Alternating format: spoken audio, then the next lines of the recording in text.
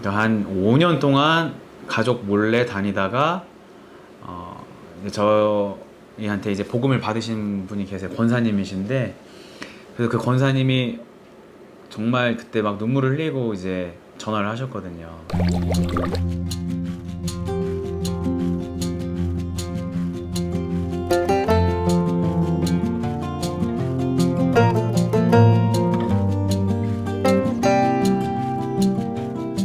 목사님 먼저 자기소개 부탁드립니다. 안녕하세요. 저는 새일감리교회를 섬기고 있고 예수님 한 분이면 충분합니다 라는 고백으로 지극히 작은 자 한 영혼을 섬기고자 하는 강원도 산골에 있는 젊은 목회자입니다. 반갑습니다. 중학교 3학년 때 이제 인격적으로 예수님을 만났는데 그때 하나님을 위해 어떻게 살 수 있을까 그래서 계속 이제 기도하고 이제 고민을 했었어요. 그러다가 목회자가 되면은 나의 물질과 시간과 나의 모든 것을 하나님께 헌신할 수 있겠다 라는 결론에 이르렀고 그때 이제 감신대를 놓고 중학교 3학년 때 이제 결정하고 이제 기도하면서 지금까지 하나님의 은혜로 목회자의 길을 가고 있습니다. 학부 때는 그러니까 이제 성령으로 이제 충만해지고 예수님을 더 인격적으로 이제 만나다 보니까 가난하고 소외된 이웃에 대한 눈이 가장 먼저 떠졌어요.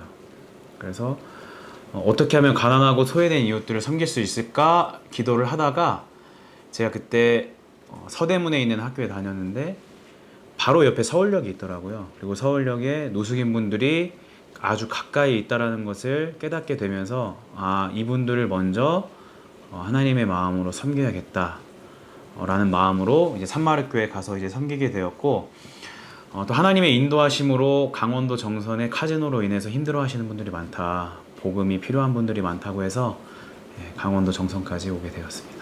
새일감리교회는 이사야 43장 19절 말씀으로 이제 개척이 되었어요. 특히 그 이사야 말씀에 나와 있는 것처럼 이스라엘 민족이 바벨론의 포로로 있을 때 정말 그 노예 생활 가운데서 아무런 희망과 없고 소망이 없는 그 가운데서 하나님께서 이제 이스라엘 민족을 향해 이제 약속을 하신 거죠. 내가 새 일을 행할 것이다. 광야의 길을 내겠다. 사막의 강을 내겠다. 그러니까 인간의 눈으로 보면 정말 불가능한 일인데 하나님께서는 그 일을 행하시겠다고 말씀을 하신 거거든요.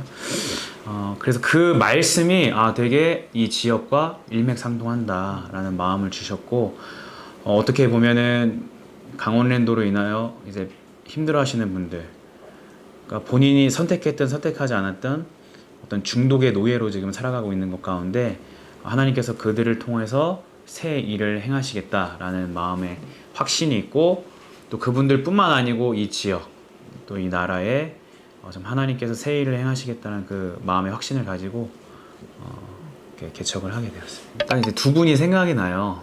그러니까 두 분 다 노숙인 분들이신데 노숙인 분들이랑 이제 한 집에서 산다는 게 진짜 쉬운 일은 아닌데 또 그때 하나님께서 마음을 주셔가지고 이제 두 분을 모시고 살았는데 이제 한 분은 폐결핵에 걸리신 분이셨어요. 그러니까 저는 잘 몰랐는데 이 폐결핵이라는 게 이게 전염이 된다 그러더라고요. 근데 저도 이제 나중에 안 거죠. 근데 뭐 나중에 이제 검사를 해보니까 이제 다행히 이제 아무 이상 없다고 나왔는데 이제 그 폐결핵 걸리신 분 한 분을 모시고 또 한 분은 터미널 전도 때 만난 분이에요. 근데 그분은 이제 브라질 선교사님이 이제 아드님이었는데 이제 사업을 하려고 1억을 들고 우리나라 왔는데 그 1억을 도박으로 다 탕진한 거예요. 그리고 이제 그 신고한 터미널에서 만났는데 그냥 죽고 싶다고 그 얘기를 하시더라고요. 그럼 제 연락처 드리면서 이제 거기서 기도해드리고 이제 그렇게 헤어졌는데 제가 뭐 안부를 여쭤보니까 한번 자살 시도를 한번 하셨더라고요. 그래서 안 되겠다, 이분을 이제 모시고 와야겠다 해가지고 저희 집에서 같이 숙식하면서 이제 신앙생활을 하고 이렇게 같이 이제 세 명이서 이제 같이 재밌게 이제 살고 있었는데 특히 이제 그 브라질에서 오신 분은 이제 40대 초반이라 이제 젊은 분이거든요. 그래서 할 일도 많고 또 같이 우리 멋지게 한번 사역도 해보자 이렇게 얘기도 하고 했는데 이제 걸리는 게 뭐냐면 그분이 이제 채무가 좀 있어가지고 한 500만 원을 갚지 않으면 감옥에 가는 상황이 있었어요. 그래서 제가 고민하다가 그걸 이제 다 갚아드렸죠. 갚아드리고 그동안 대신에 나중에 꼭 열심히 하셔서 돈을 갚으셔라 이제 말씀을 드리고 했는데 제가 이제 일주일 동안 태국 선교를 갈 일이 있었는데 그 마지막 날 그분이 브라질로 떠나신 거예요. 그래서 이제 한 편지 한 A4 용지 한 3장 써놓으시고 이제 브라질로 이제 가셨는데 그 내용은 다 그런 거죠. 내가 나중에 꼭 갚겠다. 정말 죄송하다. 그동안 보살펴 주셔서 감사하다. 그랬는데 또 기도하는 가운데 내가 할 일이 거기까지구나. 그 영혼을 살리는 것이 결국에 하나님의 목적이고 그래서 결국 잘 됐어요. 그 분은 브라질 가셔서 이제 아드님 초등학생 아들이 3명이 있었는데 결국에 아들도 만나고 다시 이제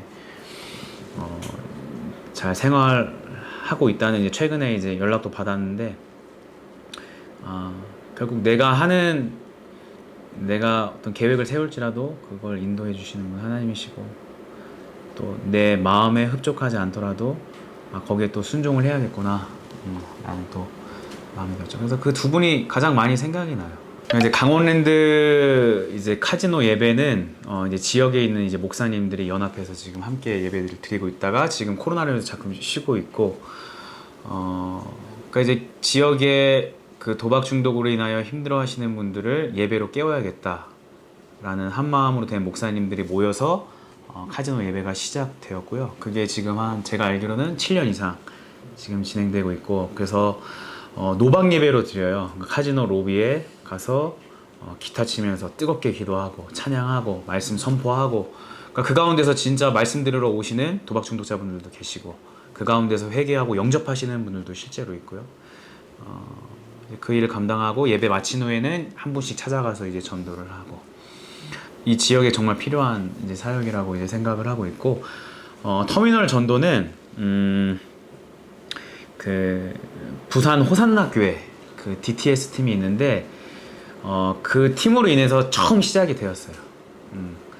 그러니까 차마 터미널에 가서 새벽에 복음을 전한다라는 생각을 차마 못 하고 있다가 호산나 DTS 팀이 부산 호산나 교회 DTS 팀이 오셔가지고 먼저 그렇게 기획을 하셨고 그렇게 저희 교회 성도님들과 같이 전도 사역을 하면서 진짜 이게 필요한 사역이구나 라고 이제 생각이 되어서 그때를 기점으로 해서 지금까지 지금 진행해 오고 있어요. 밤새 카지노 게임 하시고 이제 다 오시는 분들이세요. 그러니까 다 피곤해 하시고 완전 눈이 풀려 있고 영적으로 완전 흐리멍텅한 상태이신데 이제 오히려 그런 분들에게 복음을 전할 때 되게 마음이 가난한 상태이시더라고요. 그래서 복음을 받아들이시고 거기서 회개가 일어나고 또 예수님을 영접하는 일도 일어나고 이제 그러한 일들을 경험하는 가운데 제가 참 놀랍게 경험한 건 뭐냐면 교회 다니는 집사님 권사님들을 생각보다 꽤 많이 만나요.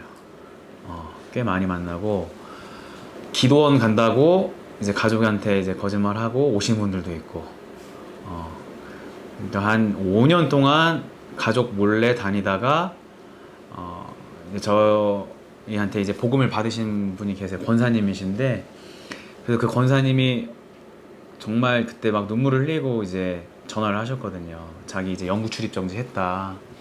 그리고 내가 매달 이 전도가 끊이지 않기 위해서 이제 후원을 하겠다. 이제 이러한 또 은혜가 있었고 결국 교회는 이제 하나님께서 부르신 자들이 모이는 이제 에클레시아고 이제 그런 지체로서 결국 하나님을 사랑하고 이웃을 사랑하는 그런 몸된 교회라고 이제 생각을 하고요.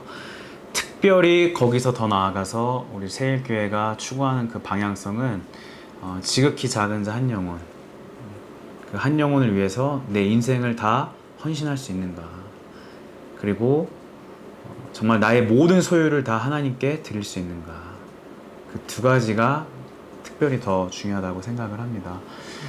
특히 마지막 때에 끝까지 믿음을 지키는 자가 되려면 이 두 가지가 저는 필수 요소라고 생각을 해요. 그러니까 마지막 때에 하나님께서 양과 염소를 구분하는 그 기준이 지극히 작은 자 한 영혼은 네가 나의 마음으로 보살폈느냐 그거랑 너의 모든 소유를 진짜 나를 위해 헌신할 수 있느냐. 근데 진짜 어려운 일이죠. 사실 엄청나게 좁은 길이고 십자가의 길이지만 어떤 목사님이 저한테 그런 말씀을 해주셨어요. 그 십자가의 길, 그 좁은 길이 멀리서 볼 때는 정말 힘들고 어려운 길인 것 같은데 막상 내가 그 길 안에 있으면 정말 기쁜 길이고 복된 길이다 라는 그 말씀을 해주시더라고요. 결론적으로 땅끝까지 이르러 복음에 증인된 삶을 사는 것이 우리 세일교회가 추구하는 방향성입니다. 네. 가장 행복할 때는 그런 것 같아요. 진짜 말씀을 통해서 또 전도함을 통해서 한 영혼이 주께 돌아올 때, 그리고 변화되는 거를 실제로 볼 때, 그때가 진짜 가장 행복해요. 또 최근에 전도한 한 분도 그런 말씀을 하시더라고요. 성경을 볼 때는 아무리 봐도 이해가 안 되는데 자꾸 말씀을 들으니까 진짜 성경이 진리구나.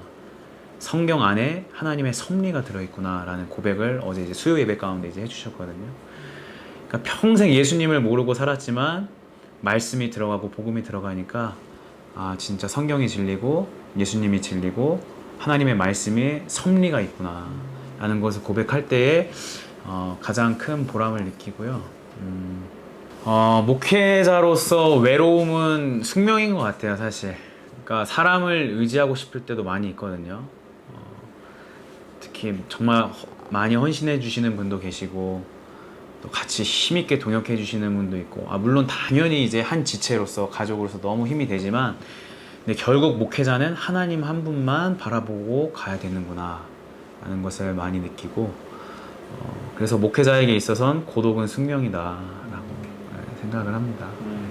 하나님께서 많은 것을 허락해 주시고 많은 영혼들을 인도해 주셨지만 아직도 마땅한 예배 처소가 없어서 지금 기도 제목은 이제 예배 처소 마련과 정말 힘들고 어렵고 가난한 자들을 케어할 수 있는 그런 집을 만들려고 해요. 그래서 그 두 가지를 지금 집중적으로 기도하고 있고 또 특별히 양육 훈련에 대해서 지금 많이 생각을 하고 있거든요. 그래서 말씀과 기도와 전도와 섬김과 양육 그 훈련에 대해서 지금 많이 기도하고 있어서 그런 어떤 훈련 시스템이라든지 훈련 받을 수 있는 영혼들을 그런 할 수 있는 그런 어떤 계기가 마련됐으면 좋겠고 또 지금 복음 통일을 또 준비하고 있거든요. 그래서 지금 이제 선교센터가 있는데 그곳에서 지금 현재는 지역의 가난하고 어려운 분들을 먼저 케어하지만 나중에는 북한 주민들까지 케어할 수 있고 말씀으로 양육할 수 있는 그런 공간을 지금 만들려고 하고 있고 더 나아가서 이제 이스라엘의 회복과 또 마지막 때 끝까지 믿음을 지킬 수 있는 그런 준비를 하는 것이 지금 세일교회의 기도 제목입니다.